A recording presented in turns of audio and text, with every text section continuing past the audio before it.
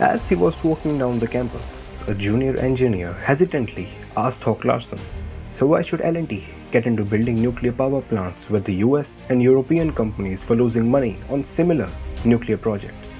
To which he replied, "Young man, India has to build nuclear power plants. If not L&T, then who will do it?" This statement truly reflects what L&T stands for. In this episode, we'll see how two Danish engineers taking refuge in India went on to build India's foremost engineering and construction firm. This is the fascinating journey of Larsen and Toubro.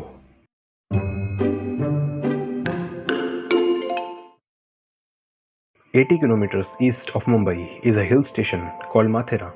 During a holiday here in 1938, two college friends and colleagues decided to start their own venture. The two Danes, Henning holck-larsen and Soren Toubro, came to India in 1937 and 34 respectively, both as employees of FLSmith, a Danish engineering firm. Both of them felt that India had the potential for industrial growth. Note that this was a time when most doubted the country's future. So, in 1938, together with Mangal Das Desai, they started a partnership firm in Bombay, naming it Larsen and Toubro. Their first office, a small room with just a table and a chair. It was so small that only one of them could work there to make phone calls and manage accounts. The other went around trying to gain some initial traction for the firm.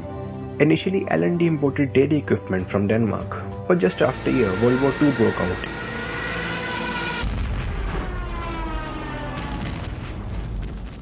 And in 1940, the German invasion of Denmark led to the restriction of Danish exports to British India. To keep their business afloat, they undertook small jobs like equipment servicing, among other things. But then amazingly, they began manufacturing the same dairy equipment themselves that they earlier used to import. Although they were struggling to hold the strings together, new opportunities were on the horizon. The wartime needed repairing and fabrication of ships. L&T realized this opportunity and did just that. Around this time, the detention of German engineers in British India, who earlier came to put up a soda ash plant for the Tata Group, allowed L&T to enter the field of installation. After handling these types of projects, L&T was confident that it could take on full-scale construction. They realized that with the Indian independence and government's plan for industrial development, there would be ample scope for construction activity in the newborn nation.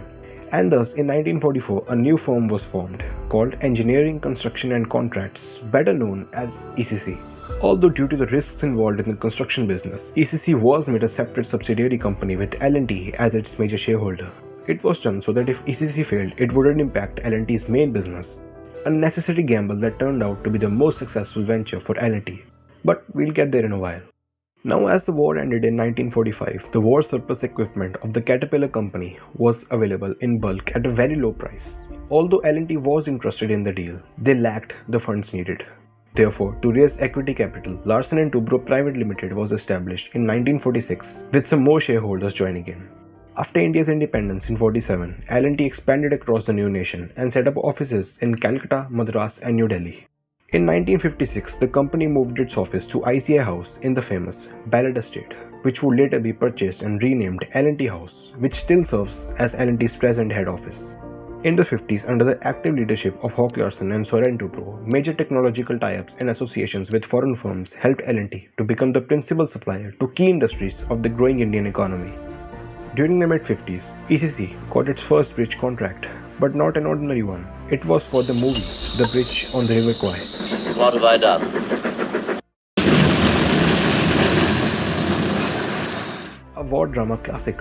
It took nearly 8 months to build the wooden bridge in Sri Lanka and just 30 seconds to blow it up for the climax. The movie won an Oscar that year. L&T's core beliefs and decisions have always been based on nation building. In an interview, when asked how much difference did independence make, holck-larsen replied, "We tried to measure development with the 5-year plans and tried to plan ahead to see where there was scope. Wherever there was a need, we tried to fill it." L&T has been part of many prominent national projects. In 1965, L&T was chosen as a partner for building nuclear reactors and has been an important ally of the Indian nuclear program and future endeavors. In 1972, when India launched its space program, L&T was invited to participate and was chosen as a manufacturing partner for the recently established ISRO. In 1985, L&T partnered with DRDO. Initially, they were only allowed to participate till the design and development stage, but after some policy reforms, they got the manufacturing license too, the first of its kind. Soren Toubro retired from active management in 1963 but served as a director till 1981, whereas holck-larsen retired as chairman in 1978 but served as chairman emeritus till 2003. With the next generation of Indian leadership, L&T and ECC expanded internationally, first targeting the Asian countries and eventually reaching the Middle East and African nations. Remember that in 1976, ECC was merged with L&T and eventually renamed L&T Construction, the construction arm of L&T that the millennials will be aware of today. L&T has been part of many famous projects and projects of all sorts. From tallest statues and largest stadiums to major airports, metros and hotels, they have done it all. And not to forget their commercial projects of varying scales.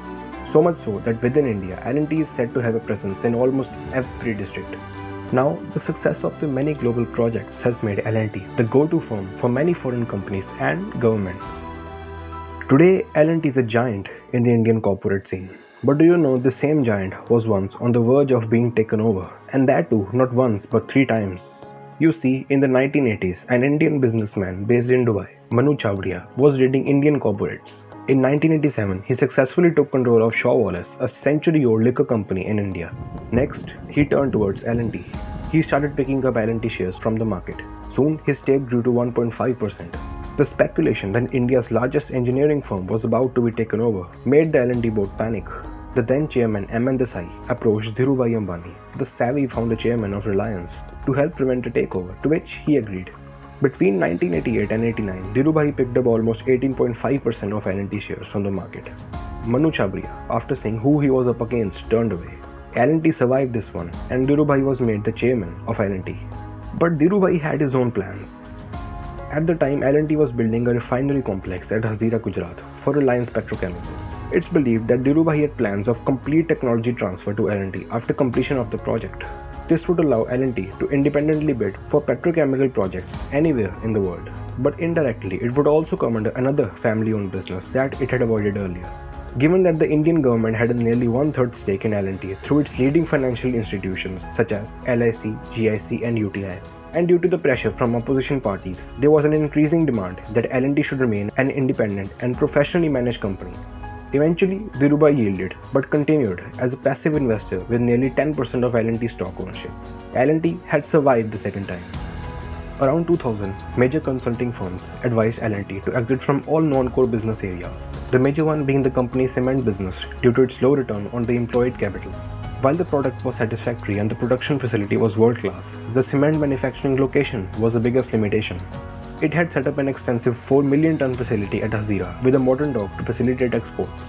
Unfortunately, the 1997 Asian crisis badly affected L&T's cement business.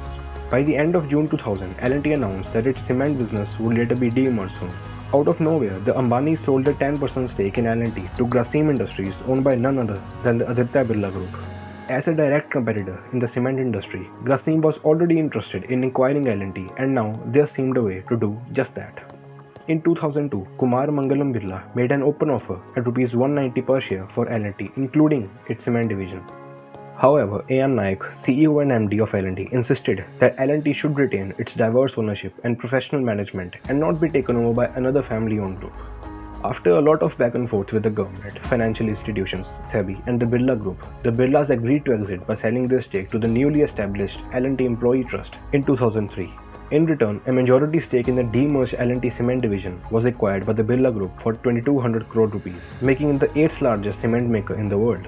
Fun fact, L&T Cement would later be renamed as UltraTech Cement. And this deal was hailed as a masterstroke by experts, a win-win strategy that prevented a takeover, divested a non-core business, and strengthened employee commitment by creating L&T Employee Trust. This arrangement also secured L&T against future takeover bids. Today, L&T is one of the most respected Indian firms, with a market cap of around $32 billion. With 12 business verticals and other subsidiaries, L&T's business comprises of 9 segments in which they continue to thrive. As the famous saying goes, we don't know where to place L&T. L&T doesn't belong to the public sector or the private sector. It really belongs to the nation.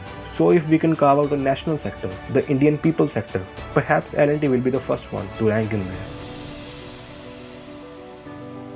If you think this video was worth it, do like and subscribe to promote underdog channels like us. Thank you for watching and see you in the comment section.